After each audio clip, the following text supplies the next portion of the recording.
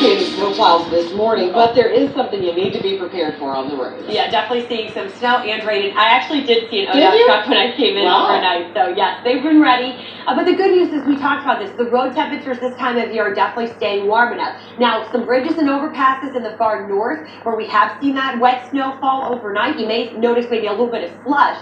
So that's something to watch for. And of course, Sergeant Mark will be keeping his eye on those ODOT conditions as well. Now, looking at your weather impacts today, rain and snow for the morning. Later this evening, we'll have the chance for some flurries, maybe an isolated snow shower, but it won't be widespread like the wet weather we're tracking this morning. And then heading into the evening and overnight hours, our winds were really going to ramp up. So we're also going to be dealing with some gusty winds then again as we head into the night tonight.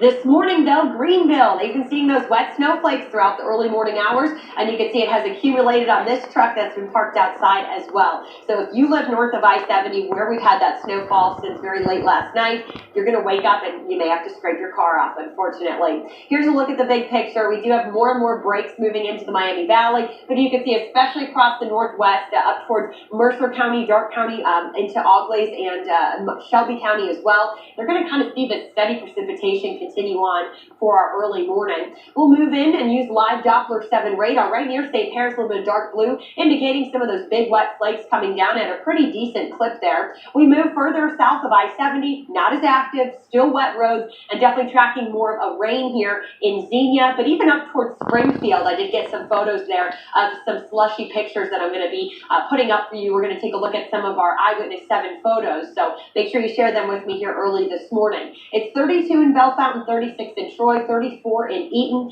Futurecast does bring the morning batch on through, so by about 9, 10 o'clock, things start to wind down. Midday, this is where we catch our break.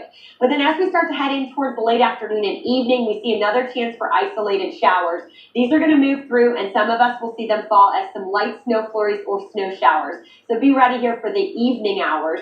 Overnight, we could see clouds decrease a little bit by Saturday morning. Temperature-wise, we're only going to hit 43 today, so it's cold and damp this morning, and it's not much warmer later today. And then as the sun sets and we get into the 30s, we're also going to see the winds ramp up. So be ready for that later tonight. Temperature-wise, after school, we'll hit 44 in Huber Heights, 43 in Tip City, 45 in Miamisburg. And here's our forecasted wind speeds. Once we head into late afternoon and evening, those winds will be gusty, anywhere from 25 to 35 miles per hour. And we're still breezy even as we head towards noon tomorrow.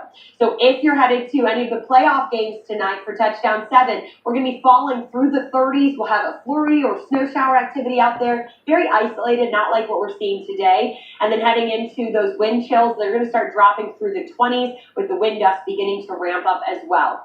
Overnight, we drop to 23 degrees. That is cold. If we look at what we can expect for Saturday, at least Saturday looks sunny, especially as we head into the afternoon hours. But don't let the sun fool you. It is going to be a cold day. Tomorrow afternoon, we are only pushing into the mid-30s in spots. So not seeing a big improvement when it comes to temperatures this weekend.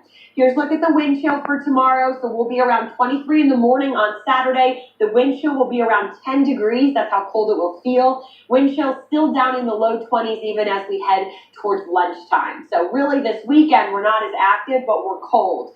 As we head for Monday night and Tuesday during the day, we track our next storm system. A few questions on the track of this one, but it could bring us another chance for accumulating snow. We bring you weather and traffic every 10 minutes. Let's check back in with Sergeant Mark. Good morning, Sarge.